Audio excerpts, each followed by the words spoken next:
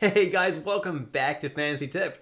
My name is Julian, and this is the weekend ads video for week 5 of the fantasy hockey season. Now, hopefully, if you watched my waiver wire video and my drops video, you're up this week, and you don't need to be watching this episode right now. However, if your matchup is really close or you're losing by a little bit, this is the episode that you're going to want to watch to try to catch up while you can this week for this weekend.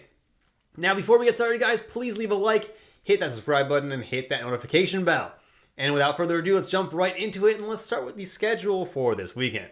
And on Friday, there are 4 games. On Saturday, there are 13, so your lineup is likely pretty full on Saturday, but check just to make sure. And then on Sunday, there are 6 games. So as usual, I'm going to start with players that play both Friday and Saturday, then talk about players that play Friday and Sunday, and then jump into players that play both Saturday and Sunday, so you can customize what you need for your current lineup. Now, there are only 2 teams that play both Saturday and Friday. Those teams are Pittsburgh and Toronto. So if you do want to stream a player for both Friday and Saturday, you're going to have to pick someone from Pittsburgh or Toronto. The number 1 guy to stream would be Rickard Rakell of the Pittsburgh Penguins, playing on the top line with Crosby and Gensel, getting some pretty good deployment, and he's been pretty solid all year. Then Michael Bunting would be the next guy I would go for, and he has been ice cold this season. He has not been good, but he definitely has the most upside out of anybody else on this list. He's played on the top line with Marner and Matthews, and we all know that at some point last year he turned it on like crazy and was getting a point every single game.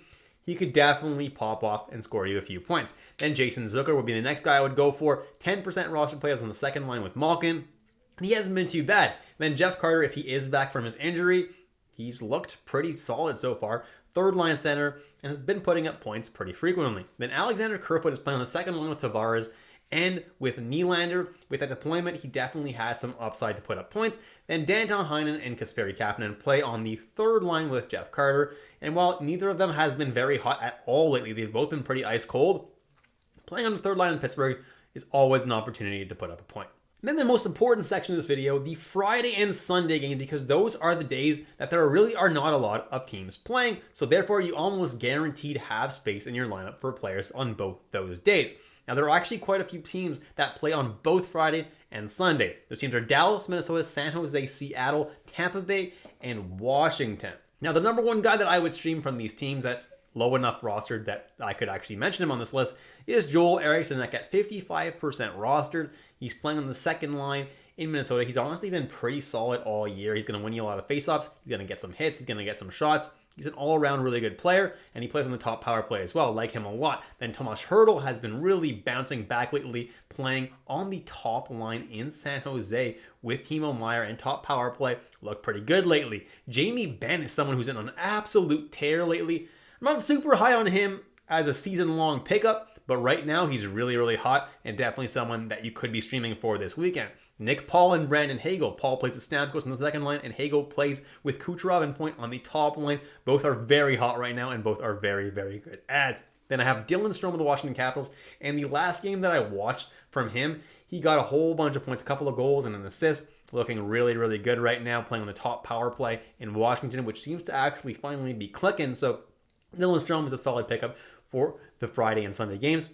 Then Mason Marchment, who's actually pretty cold right now, started off the season so strongly and has pretty much disappointed since, but he's still playing on the second line with Seguin, and he's definitely still getting opportunities to put up points, like him at number 7. Then I have 6 Seattle Kraken players in a row: Yanni Gourde, Brandon Tanev, Matty Beniers, Andre Burakovsky, Oliver Bjorkstrand, and Jaden Schwartz. Gourde is really hot right now, so is Tanev, although I'd probably only pick up Tanev in leagues that count hits. Then Matty Beniers is always someone who's going to put up points pretty frequently, Burakovsky as well. Bjorkstrand has been a little bit colder as of late, but definitely someone who shoots a good amount and therefore gives you a safe floor. And then Jaden Schwartz has been ice cold lately, but definitely started the season strongly, so he's last out of these guys, but still someone that I don't hate picking up if he's the only one available out of these guys. Then I have Connor Sherry of the Washington Capitals, plays top line with Ovechkin. Then I have Logan Couture, who plays in the second line and top power play in San Jose. Ross Colton of the Tampa Bay Lightning plays on their third line, but hasn't been too bad, gives you a safe floor with hits. Alex Barabanov also plays on the top power play as well as the second line with Logan Couture in San Jose, and has been pretty decent actually lately. Then I have Mason Shaw of the Minnesota Wild plays in the second line with Joel Eriksson Ek. Hasn't been too bad. Alex Wenberg plays on the top line with Burakovsky and Bjorkstrand. Daniel Sprong and Morgan Geekie actually play on the fourth line in Seattle. but have actually been pretty strong this whole season. They don't get a whole lot of ice time, so that's why they are my last two options here. But if you're super desperate and there's nobody else available, these guys are only 1% rostered, and you might have to take a chance on them. If you're watching this video a little bit later, or you only realize on Saturday that, oh crap, I'm actually down by a little bit, I might need to pick somebody up, well, these are the teams that play both Saturday and Sunday. Arizona, Boston, New York, Philadelphia, Vancouver, and Winnipeg. Number one guy that I would add from these teams is Travis Konechny, who is 59% rostered. Has looked fantastic this season, has been scoring points left and right, definitely someone I like a lot. Then Jake DeBrusk, who's playing on the top line with Bergeron and Marchand, and has been absolutely stellar this season. Definitely a good add there. Andrei Kuzmenko playing with Pettersson and with Mikheyev, and also on the top power play, and he's been turning it on lately. Taylor Hall, someone who I like playing with Pasternak, and with Krejci on that second line. It's a good deployment for him. Kevin Hayes of the Philadelphia Flyers has been very hot all year, playing top line, top power play in Philly. Clayton Keller, obviously their best player in Arizona, been pretty good all year. David Krejci plays with Hall and Pasternak, like I said, hasn't been too bad this year. Then Ilya Mikheyev, who's been pretty hot on that line with Pettersson and with Kuzmenko, looking pretty good lately. Adam Lowry, who I have a star next to because I'd only really pick him up in leagues with hits, otherwise I'd drop him a few spots. He's been pretty good this year. Cole Perfetti plays on a line with Wheeler and with Pierre-Luc Dubois. That's decent deployment for him. Then I have Owen Tippett of Philadelphia Flyers, who's playing on the top line with Kevin Hayes and with Travis Konechny, and actually, as of late, he's been pretty hot, so I don't hate the pickup there. Then Lawson Krause and Nick Ritchie of the Arizona Coyotes are guys that I'm picking up if I'm pretty desperate. Krause gives you a little bit of a safe floor with hits, and Ritchie really depends on power play points to have any kind of value. And then Joel Farabee of the Philadelphia Flyers is playing on the second line right now with Lawton and Allison. It has been pretty cold lately, but definitely is someone that could pick it up at any time. Jumping into defensemen now, and the first guy that I would recommend if you're looking for a defenseman for this weekend is Josh Morrissey, who's been very solid playing on the top power play in Winnipeg and putting up some solid peripherals as well. Then Shane Gostisbehere of the Arizona Coyotes playing top power play there, and it's been pretty good this year overall. Neil Pionk is another guy who I like, especially if you're in a league that counts hits, and he's also getting a point every couple of games or so. Then Luke Shen is someone who is absolutely fantastic if you're in a league that counts hits. He's putting up a very, very safe floor every single night of hits, and he's looking pretty good. Then I have Eric Gustafsson of the Washington Capitals, and as long as John Carlson is injured, if John Carlson is healthy when you're watching this video, just ignore Eric Gustafsson altogether. But if John Carlson is still injured, guys, Gustafsson is getting the top power play time in Washington, and the one game that I saw him on Monday night, he got 3 power play assists, so he's definitely someone that has the potential to put up some serious points. Then Vince Dunn of the Seattle Kraken, he's not someone that I like a lot, but he is getting a good amount of power play time, and lately has been putting up points, so I don't hate him too much right now. Then I have Dmitry Orlov of the Washington Capitals, and it has not been great this year, and he may also be injured right now. If he is not injured, he puts up usually a relatively safe floor and has the potential to put up a point every couple of nights or so. And Janice Moser of the Arizona Coyotes, he's someone who's playing top power play for Arizona and therefore always has a chance to put up a point or two. And then Mark Giordano of the Toronto Maple Leafs has honestly been pretty disappointing this season. However, is definitely someone that I'd pick over anybody else. All right, so what if you want to stream a goalie for Sunday?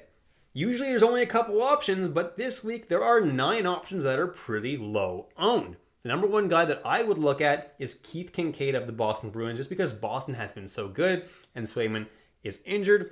And if he does get Sunday's game, he would get it against Vancouver Canucks, whereas Saturday is against the Buffalo Sabres, so I imagine Ormark will get that game.